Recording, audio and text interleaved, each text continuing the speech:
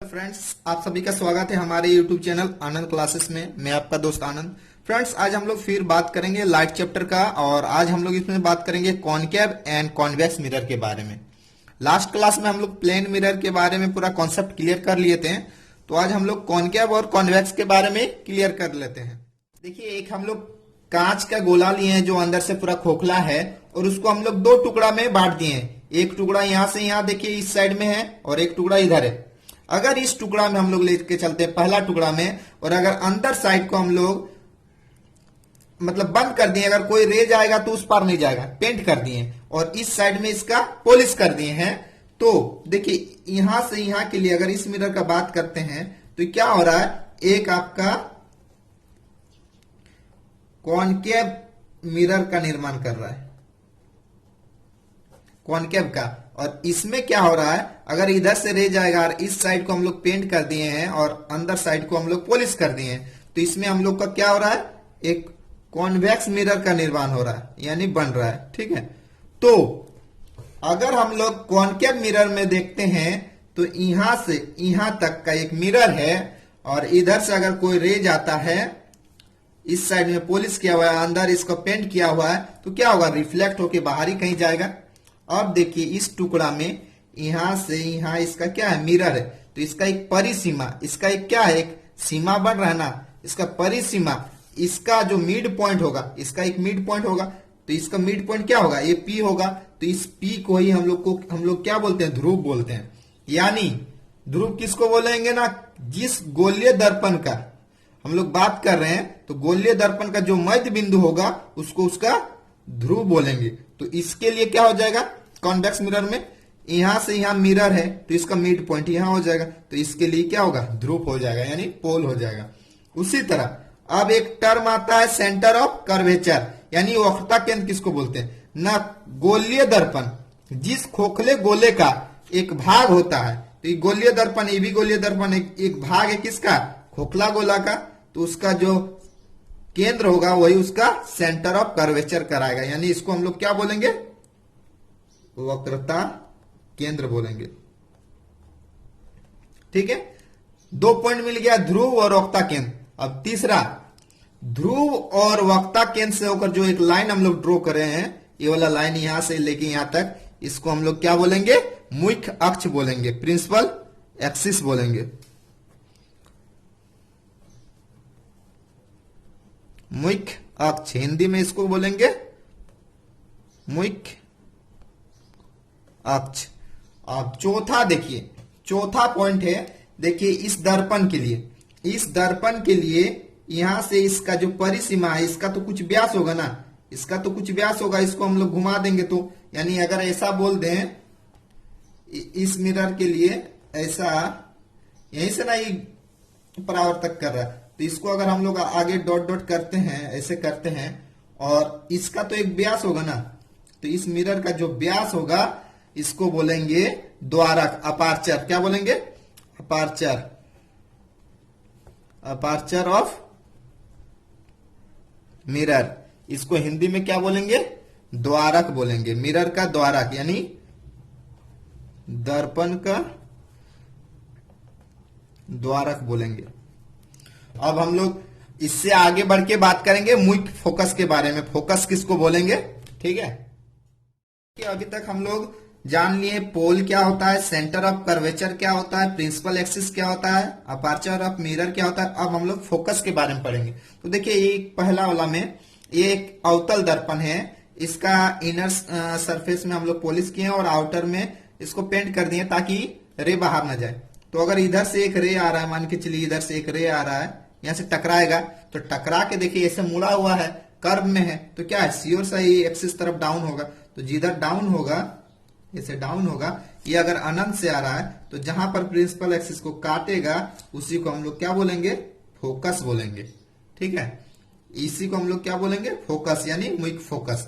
तो इसमें चलेंगे अब उत्तल दर्पण में, तो इधर से देखिए एक रे आ रहा है अनंत से, ये मुख्य अक्ष है, ये प्रिंसिपल एक्सिस है, और ये आउटर सरफेस में पॉलिश किया हुआ है, तो क्या होगा, यहाँ टकराएगा, ऐसे कर्व है, तो हम लोग देखते हैं बहुत जगह ऐसे कर्व रहता है, तो टकरा के क्या होता है, वो डाइवर्ट हो जाता है, तो यहाँ टकराएगा जैसे ना, नीचे ना आके क्या होगा ना, इधर डाइवर्ट हो जाएगा, इधर क्या होगा, डाइवर्ट हो जाएगा, ये कहाँ चला जाएगा, फिर अनंत में चल जाएगा।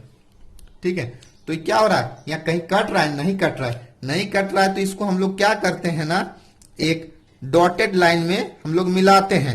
इस लाइन को हम लोग क्या करते हैं, डॉटेड में मुख्य अक्ष तरफ लेके जाते हैं। तो मुख्य अक्ष में जहां पर कटता है उसी को उत्तल दर्पण का क्या बोलेंगे ना, फोकस बोलेंगे। ठीक है, तो अगर इसका फोकस का डिफिनेशन बोला जाए तो हम लोग क्या बोलेंगे न, जब किसी गोलीय दर्पण में मुख्य अक्ष के समांतर, मुख्य अक्ष के समांतर कोई किरण दर्पण की ओर आपतित होती है और परावर्तन के बाद मुख्य अक्ष को जिस बिंदु पर, देखिए मुख्य अक्ष जिस बिंदु पर काटती है या काटती हुई प्रतीत होती है, उसको हम लोग क्या बोलेंगे, मुख्य फोकस बोलेंगे। ये क्या कहलाएगा, इसका मुख्य फोकस, मुख्य फोकस कहलाएगा। अब हम लोग पढ़ेंगे फोकस दूरी और वक्रता त्रिज्या के बारे में। फोकस दूरी किसको बोलेंगे, हम लोग कोई भी डिस्टेंस जो दूरी से रिलेटेड है, वक्रता त्रिज्या किसको बोलेंगे, तो कोई भी दूरी जो मापेंगे ना हम लोग पोल से मापेंगे, तो पोल से फोकस की बीच की दूरी को फोकस दूरी बोलेंगे और पोल से सेंटर ऑफ कर्वेचर के बीच की दूरी को वक्रता त्रिज्या बोलेंगे। ठीक है, अब देखिए एक कंडीशन है कि हमेशा ये कंडीशन रहना चाहिए, तभी आगे के बात हम लोग कर सकते हैं, यानी पी एफ बराबर एफ सी, यानी यहाँ फोकस से पोल के बीच की दूरी और फोकस से सेंटर ऑफ कर्वेचर के बीच की दूरी हमेशा बराबर रहना चाहिए। मतलब ये डिस्टेंस और ये डिस्टेंस हमेशा बराबर रहना चाहिए। तो देखिए हम लोग लिखे हैं पी एफ बराबर सी एफ। अब देखिए पी से सी के बीच की दूरी को हम लोग क्या लिख सकते हैं, पी से सी के बीच की दूरी को हम लोग लिख सकते हैं ऐसा, P F plus C F लिख सकते हैं। अब देखिए पी एफ और सी एफ आपस में बराबर है, तो दोनों टाइम हम लोग पी एफ लिख सकते हैं। तो हाँ, तो लिख दीजिए P F plus P F, P C बराबर P F plus P F, तो P F plus P F को हम लोग 2pf लिख सकते हैं, लिख सकते हैं। अब देखिए पी एफ का बीच का दूरी और पी से सी का दूरी, वक्रता त्रिज्या को हम लोग आर से डिनोट करेंगे, कैपिटल आर से, और फोकस दूरी के बीच की दूरी को हम लोग स्मॉल एफ से डिनोट करेंगे। ठीक है, तो पी से बीच की दूरी, पी से सी की दूरी को हम लोग आर से डिनोट कर दिए, और पी से एफ की बीच की दूरी को स्मॉल एफ से, तो स्मॉल एफ से तो 2f निकल गया। यानी हम लोग बोल सकते हैं कि वक्रता त्रिज्या क्या होगा ना, फोकस दूरी की दोगुनी होती है, फोकस दूरी की दोगुनी होती है, या फिर हम बोल सकते हैं फोकस दूरी क्या हो जाएगा आपका, वक्रता त्रिज्या की आधी हो जाती है। ठीक है, फोकस दूरी वक्रता त्रिज्या की आधी हो जाती है। यही फोकस और वक्रता त्रिज्या में क्या है, रिलेशन है। ठीक है, अब हम क्वेश्चन सेटर क्या करता है ना, इसको ऑप्शन में ऐसा दे देगा कि आपको फंसा देगा। ऑप्शन में आपको क्या बोलेगा कि बताइए वक्रता त्रिज्या और फोकस में क्या संबंध है, और ऑप्शन आपको ऐसा दे देगा R equal to F by 2, option B F equal to 2R, option C 2R equal to 4F, option D इनमें से कोई नहीं, option D none of these. तो आप ध्यान से देखिए हम लोग क्या पढ़े, वक्रता त्रिज्या फोकस दूरी की दोगुनी होती है, तो देखिए इसमें तो ये वाला कंडीशन नहीं हुआ। इसमें आप चेक करते हैं ऑप्शन बी, फोकस दूरी वक्रता त्रिज्या की आधी होती है, ऑप्शन बी नहीं हुआ। ऑप्शन सी देखिए, इसको अगर हम लोग सॉल्व करते हैं तो 2 से कट जाता, तो क्या निकला, वक्रता त्रिज्या फोकस दूरी की दोगुनी, यानी ऑप्शन सी होता। तो इस तरह आपको थोड़ा सा क्वेश्चन का ऑप्शन में भी ध्यान देना है। देखिए हम एक 4 पॉइंट में चौथा जो पॉइंट था उसमें हम बताए थे अपार्चर। अपार्चर किसको बोले थे न, जो गोलीय दर्पण था उसका परिसीमा का व्यास, यानी कहने का मतलब यहां से लेके यहां का बीच का दूरी को हम लोग क्या बोले थे, अपार्चर बोले थे। ठीक है, तो अपार्चर हमेशा जो है पीसी से छोटा होना चाहिए, यानी वक्रता त्रिज्या से छोटा होना चाहिए। अपार्चर क्या होना चाहिए, अपार्चर हमेशा छोटा होना चाहिए। छोटा किससे, वक्रता त्रिज्या से, वक्रता त्रिज्या से, तभी ये सब कंडीशन बनेगा। तो इस चीज को हमेशा नोट में आप लिख लीजिएगा, ठीक है। अब अगला क्वेश्चन है, देखिए क्वेश्चन है आपका, किसी गोलीय दर्पण की वक्ता त्रिज्या 27 सेंटीमीटर है तो फोकस दूरी ज्ञात करें। तो हम अभी फॉर्मूला में क्या बताएं, वक्ता त्रिज्या नहीं आर दिया हुआ है, तो एफ बराबर क्या हो जाएगा, r/2 यानी 27/2, तो कितना आएगा 13.5 सेंटीमीटर। अगला क्वेश्चन है आपका, किसी दो गोलीय दर्पण की फोकस दूरी यानी एफ का वैल्यू दिया हुआ 0.7 मीटर है, तो त्रिज्या वक्ता त्रिज्या ज्ञात करें। तो आर इक्वल टू क्या होगा, 2 इंटू एफ यानी कितना हो जाएगा आपका, देखिए 1.5 मीटर हो जाएगा आंसर। इस नोट को हमेशा याद रखिएगा, नोट में शर्त है क्या, R इक्वल टू 2F या F इक्वल टू R/2 तभी संभव है जब दर्पण का द्वारक वक्ता त्रिज्या से कम हो, जो हम आपको ऊपर में अभी नोट डाउन करवा दें। देखिए एक अवतल दर्पण है, अवतल दर्पण का मुख्य एक्सिस के समांतर कोई किरण आ रहा है और परावर्तक सतह से टकरा के क्या हो रहा है, मुख्य एक्सिस पर काट रहा है। इसमें क्या हो रहा है, काट रहा है, जिसमें काटती हुई प्रतीत हो रहा है। तो देखिए जो काट रहा है, हर किरण आपस में मुख्य अक्ष पर एक जगह मिल रहा है, सभी किरण क्या हो रहा है, आपस में संश्रित हो रहा है एक जगह, उसको अंग्रेजी में बोलते हैं कन्वर्ज। तो जहां पर एक जगह एक बिंदु पर आपस में मिल रहा है सब किरण और इसमें मिलती हुई प्रतीत हो रहा है, तो जो मिल रहा है ना उसको हिंदी में बोलेंगे संश्रित और अंग्रेजी में बोलेंगे कन्वर्ज। इसीलिए अवतल दर्पण को हम लोग जहां मिलता है उसको हिंदी में बोलते हैं अभिसारी, अभिसारी दर्पण, और अंग्रेजी में बोलते हैं कन्वर्जिंग मिरर। क्या बोलते हैं, कन्वर्जिंग मिरर। और इसमें देखिए उत्तल में मुख्य एक्सिस के समांतर जो किरण आ रहा है, परावर्तन होने के बाद क्या हो रहा है, दूर जा रहा है, फैल रहा है, छितरा रहा है।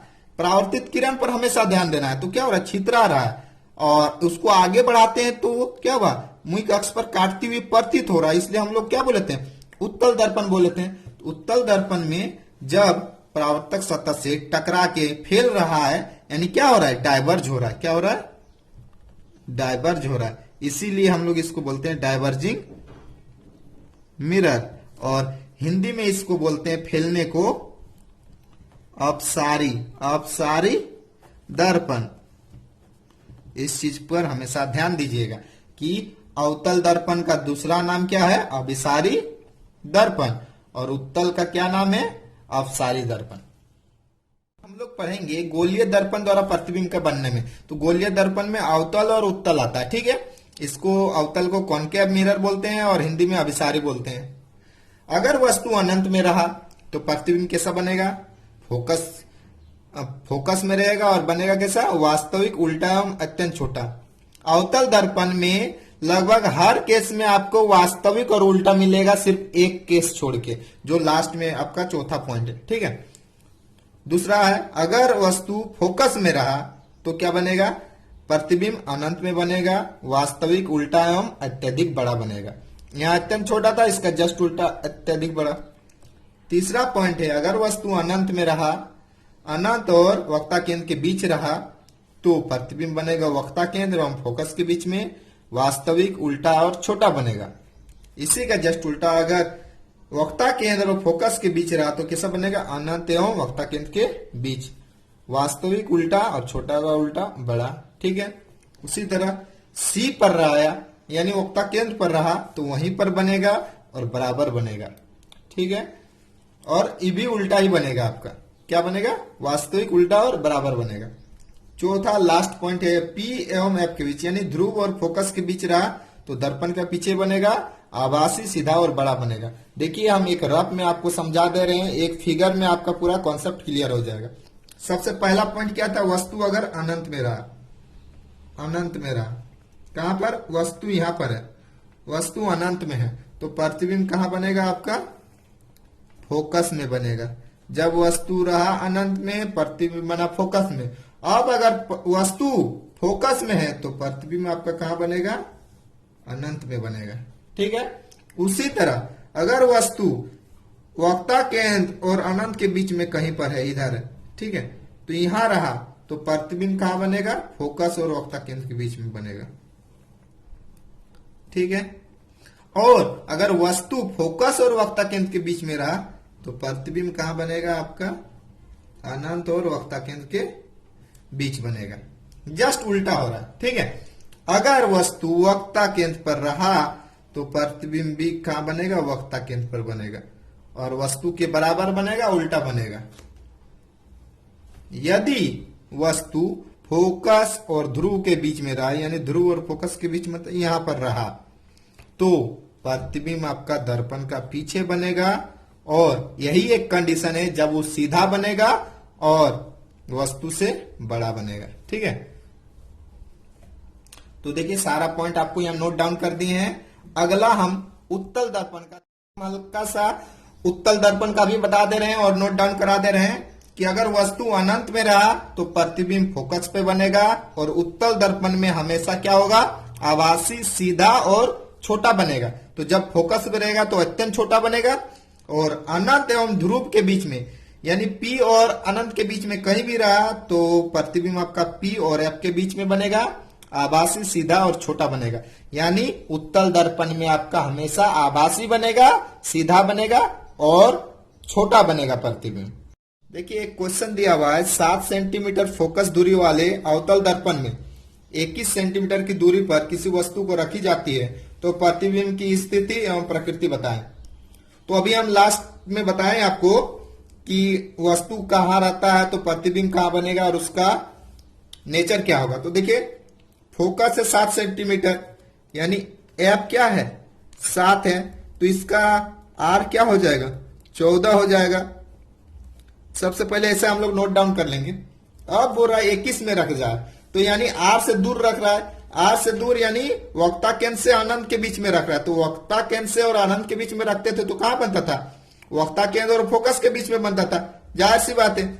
यानी अगर हम लोग अवतल दर्पण का एक फिगर ऐसे ड्रॉ करते हैं, ठीक है, रफ में समझाने के लिए, यहां अगर एफ है, यहां पर सी है, तो सी तक तो यहां आपका 14 सेंटीमीटर हो गया, ठीक है, 14 हो गया। तो इसका बाद ही ना कहीं आएगा 21 सेंटीमीटर। अगर यहां वस्तु रखता था तो हम क्या बोले थे, इसका बीच में बनता था कहीं, यानी एफ और सी का बीच में बनेगा। तो प्रतिबिंब का क्या हो जाएगा आपका, प्रतिबिंब कहां पर बनेगा, सबसे पहले प्रतिबिंब की स्थिति, तो स्थिति कहां पर होगा, एफ और आर के बीच। इसको हम लोग, सी को हम लोग वक्ता केंद्र बोलते थे ना, तो एफ यानी फोकस और वक्ता त्रिज्या आर के बीच बनेगा, ठीक है, प्रतिबिंब। अब बोला प्रकृति बताए, तो प्रकृति क्या था, वास्तविक था,